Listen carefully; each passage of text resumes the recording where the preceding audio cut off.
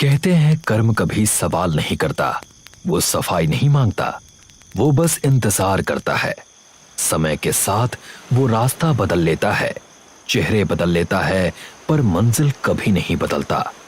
जो आग कभी किसी और के लिए जलाई जाती है, वही आग एक दिन अपना हक मांगने लौटती है। आज की ये रात भी वैसी ही है। मुख्य घाट से दूर एक सुनसान शमशान में राख की मोटी परत जमी है। अधजली लकड़ियों के बीच एक चिता आखिरी सांसें ले रही है। उसी बुझती आग के सामने एक अघोरी साधु बैठा है, आंखें बंद, बदन पर राख लिपटी हुई, जटाएं वक्त का बोझ उठाए हुए। उसके होठ लगातार मंत्र बुदबुदा रहे हैं। आवाज नहीं है पर जिद है, और हर मंत्र के साथ वो जमीन से राख उठाकर आग को सौंप देता है। आग अजीब ढंग से फड़फड़ाती है, उठना नहीं चाहती। साधु की श्वास भारी हो जाती है, भक्ति के हाथ ऊपर उठते हैं, जैसे खुद को पूरी तरह इस क्रिया में खो देना। तभी अचानक आग बुझ जाती है। चारों तरफ एक डरावनी खामोशी छा जाती है। साधु माथा जमीन से लगाता है और जब दोबारा नजर उठाता है तो राख और लकड़ियों के बीच से एक आकृति उभरने लगती है, धीरे, अधूरी, शांत। एक स्त्री की आत्मा, ना चीख ना छटपटाहट, बस ऐसी निगाहें जिनमें असहनीय अधिकार है। वो सीधे साधु को देखती है। पहले साधु के चेहरे पर हल्की मुस्कान आती है। उसे लगता है क्रिया सफल हो गई, लेकिन पल भर में मुस्कान जम जाती है। उसकी रुद्राक्ष की एक माला चटक कर राख में गिरती है। सीने पर एक पतली सी रेखा उभर आती है, जैसे किसी ने बिना छुए आर पार कर दिया हो। हवा थम जाती है, नदी की आवाज गायब हो जाती है, और अगले ही पल साधु हांफते हुए जमीन पर ढेर हो जाता है। ठंडी जमीन पर अघोरी साधु निशब्द पड़ा है। उसके चारों ओर उसकी पूजा की चीजें बिखरी हुई हैं। राख अब भी उसके बदन से चिपकी है। धीरे धीरे उसकी आंखें खुलती हैं। वो हड़बड़ाकर उठ बैठता है। पीछे चिता पूरी तरह जल चुकी है, बस अंगारों की हल्की लालिमा बची है। वो उसे उलझन में घूरता है कि उसने उसे ऐसा तो नहीं छोड़ा था। उसके बाद वो चारों तरफ नजर दौड़ाता है, उस आत्मा को ढूंढता है, लेकिन वो कहीं नहीं है। वो फिर से मंत्र जपने की कोशिश करता है। होठ हिलते हैं, पर कोई आवाज नहीं आती। आग में कोई हलचल नहीं है। हवा भी जैसे बेपरवाह खड़ी है।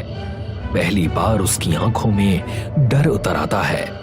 बिना एक शब्द बोले वो अपनी चीजें समेटता है और शमशान से बाहर निकल जाता है। उस अंधेरी पगडंडी पर अपने ख्यालों में खोए हुए जो जंगल की ओर जाती है, उसके पीछे राख की परत हल्के से सरकती है, मानो कोई अनदेखी चीज अब जाकर आजाद हुई हो। अघोरी साधु जब अपने आश्रम लौटता है तो वहां गांव वालों की भीड़ जमा मिलती है। वो सबको सख्ती से हटाता है और भीतर कदम रखते ही ठिठक जाता है। रात की आंधी ने उसके आश्रम को कचरे के ढेर में बदल दिया है। चारों तरफ गंदगी, टूटी लकड़ियां और बिखरा हुआ सामान पड़ा है। जिन चीजों को उसने सालों की साधना के बाद जुटाया था, वो सब मिट्टी में मिल चुकी हैं। शास्त्रों की पुस्तकें फटी पड़ी हैं, मूर्तियां खंडित पड़ी हैं, और उस जगह पर कहीं भी दया या पवित्रता का कोई निशान नहीं बचा है। ऐसा लगता है जैसे किसी ने जानबूझकर उसकी आस्था और तपस्या को कुचल दिया हो। महाराज जी, ये कैसे हो गया? कोई बात नहीं, साधु के लिए सब राख समान होती है। पर महाराज जी, गांव का एक भी घर तस से मस नहीं हुआ, पर आपका ही घर। भगवानों की मूर्ति को तो देखिए, क्या ये किसी खतरे की निशानी है? भगवान सबका भला करेंगे, आप निश्चिंत रहिए। आप सब अपने घर को जाइए, मैं इसे देख लूंगा। गांव वाले उसकी बात से सहमत होकर एक एक करके वहां से चले जाते हैं। कुछ ही देर में अघोरी साधु पूरी तरह अकेला रह जाता है। वो चारों ओर फैली तबाही को चुपचाप देखता है। टूटी हुई चीजों और राख में बदले अपने आश्रम को निहारता है। फिर वो वहीं खड़ा होकर मंत्र जपने लगता है और धीरे से अपनी आंखें बंद कर लेता है। उस सन्नाटे में बस उसकी सांसों और अधूरी प्रार्थना की मौजूदगी रह जाती है। अघोरी साधु हवन कुंड के पास बैठा मंत्र का उच्चारण कर रहा है। मंत्र पूरा होते ही वो आदतन राख की एक चुटकी अग्नि में डालता है, लेकिन उसी पल आग बुझ जाती है। वो झटके से अपनी आंखें खोलता है। सामने खटी इस अनहोनी को देखकर उसकी सांस थम सी जाती है। ये क्या? ऐसा तो कभी नहीं हुआ। नहीं, ये घोर अनर्थ है। जिस वक्त वो इस बात पर सोच में डूबा होता है, उसी वक्त उसे एक बच्ची की हंसी सुनाई देती है। वो सिर घुमाकर जंगल की ओर देखता है और उसे दूर खड़ी एक बच्ची दिखाई देती है। कौन हो तुम? बच्ची खामोश रहती है। डरो मत, मैं तुम्हें कुछ नहीं करूंगा। कौन हो तुम? बच्ची अचानक मुड़कर जंगल की ओर दौड़ पड़ती है। साधु उठता है और उसका पीछा करता है, लेकिन देखते ही देखते वो पेड़ों के बीच गायब हो जाती है। वो चारों ओर ढूंढता है, पर कहीं उसका कोई निशान नहीं मिलता। जैसे ही वो अपने स्थान पर लौटने के लिए मुड़ता है, उसे एक फुसफुसाहट सुनाई देती है। अश्विनी। चौंक कर वो पीछे हटता है और जोर से चिल्ला देता है, कौन है तू? जंगल मानो उसके नाम से अनंत तक गूंजता रहा। हर दिशा से आवाज टकराकर लौटती रही। उस तीखी और बेचैन कर देने वाली आवाज को सहन न कर पाते हुए उसने अपने कान दबा लिए और डर से धड़कते हुए दिल के साथ जंगल से बाहर भागा। अघोरी साधु अंतिम संस्कार के घाट पहुंचता है और उसकी नजर उस लकड़ी के बोर्ड पर पड़ती है, जिस पर हाल ही में उसी जगह पर दाह संस्कार किए गए लोगों के नाम लिखे हैं। उसी जगह पर जहां उसकी ध्यान साधना भंग हुई थी। जैसे ही वो नामों को पढ़ता है, उसे एहसास होता है कि जिस शव को वो जगा रहा था वो एक किन्नर थी, नाम अपराजिता। एक लहर सी उलझन उसके मन में फैल जाती है। अगर ये महिला अपराजिता थी तो अश्विनी कौन थी? ये सवाल उसके मन को घेर लेता है। वो उलझन में वहां से पलट कर चल देता है और पीछे रह जाता है बस रहस्य से भरा वो लकड़ी का बोर्ड। अघोरी साधु अपने बिस्तर पर बैठा पवित्र मंत्र जपने की कोशिश करता है, लेकिन उसका मन अचानक खाली हो जाता है। वो सब कुछ भूल जाता है। शब्द, मंत्र, भक्ति जैसे उसकी याददाश्त पर किसी ने पर्दा डाल दिया हो। ओम रीम श्रीम व ओम रीम ओम भूर्भुवः। उसकी आंखें अचानक खुल जाती हैं, तेज और चौड़ी हो जाती हैं और उसे तुरंत एहसास हो जाता है कि कुछ शुरू हो चुका है।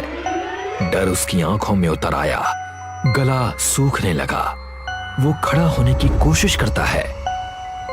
वो मिट्टी के घड़े से पानी लेने जाता है, लेकिन चौंक कर देखता है कि घड़ा वहां से गायब है। इधर उधर तड़पते हुए, ढूंढते हुए उसके हाथ कुछ पुराने शास्त्रों और भूले बिसरे अवशेषों से टकराते हैं, जिसे वो अपने घर की सफाई करते समय नजरअंदाज कर चुका था।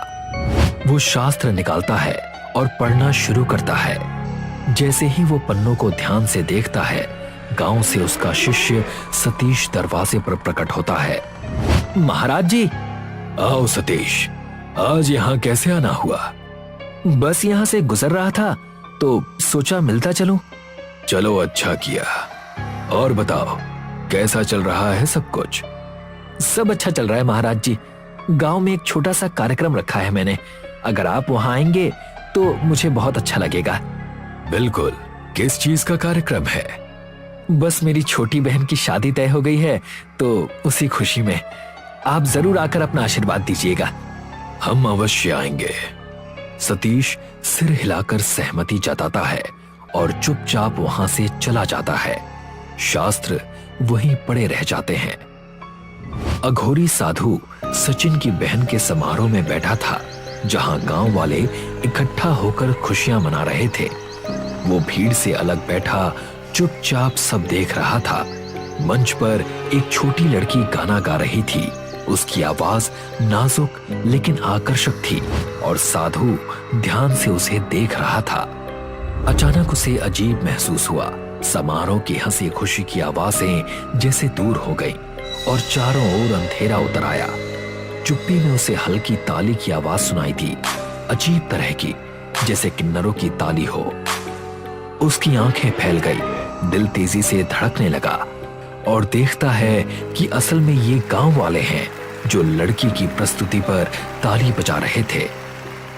थोड़ा सा डर उसके मन में बैठ गया था और वो तुरंत वहां से निकलना चाहता था। तभी वो देखता है कि उसके पास स्टील की काउंटर पर एक किन्नर की आत्मा खड़ी है और वो धीरे धीरे ताली बजा रही है। डर के मारे वो मुड़ा, लेकिन वहां कोई नहीं था। जब वो फिर काउंटर की ओर देखता है तो इस बार आत्मा गायब हो चुकी थी। ये जानकर कि कुछ असामान्य हो रहा है, उसने देर नहीं की और वहां से भाग गया। डर अब उसकी सोच पर भारी हो गया था। साधु जंगल में दौड़ता रहा, उसका मन यादों की उलझन में घिरा हुआ था। तभी उसके सामने अचानक एक झलक के रूप में पुरानी यादें उभरने लगी। अश्विनी, जो एक किन्नरों के समूह द्वारा प्यार और मार्गदर्शन के साथ पाली गई थी, मंच पर खड़ी होकर अपनी सुरीली आवाज में गीत गा रही थी।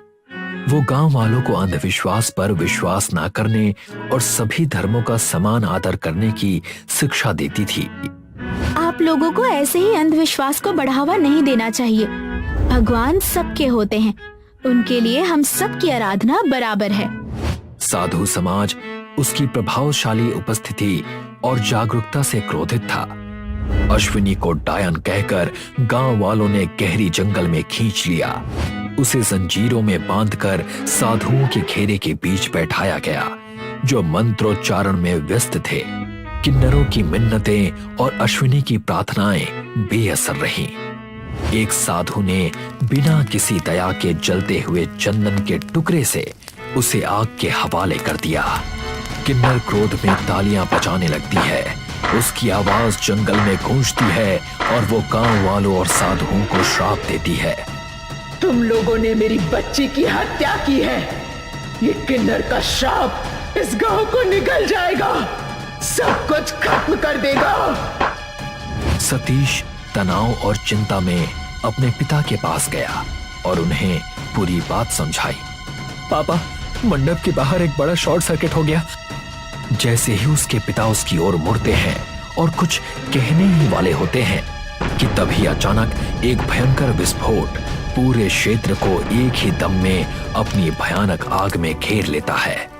साधु दूर से विस्फोट को देखता रहा, उसकी आंखों में आंसू भर आए। डर के मारे वो पलटकर भागने लगता है।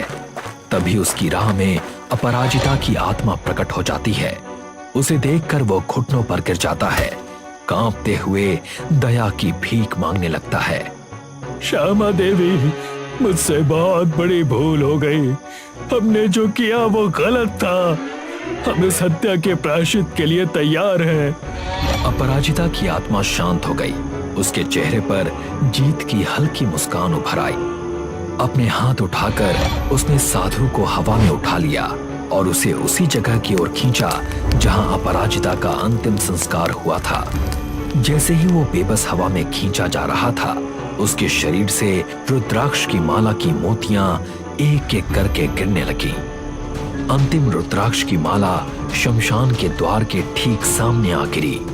एक भयानक ताकत के साथ अपराजिता ने उसे हवा में फेंक दिया और वो साधु सीधे उसी जगह पर गिरा जहां उसका दाह संस्कार हुआ था।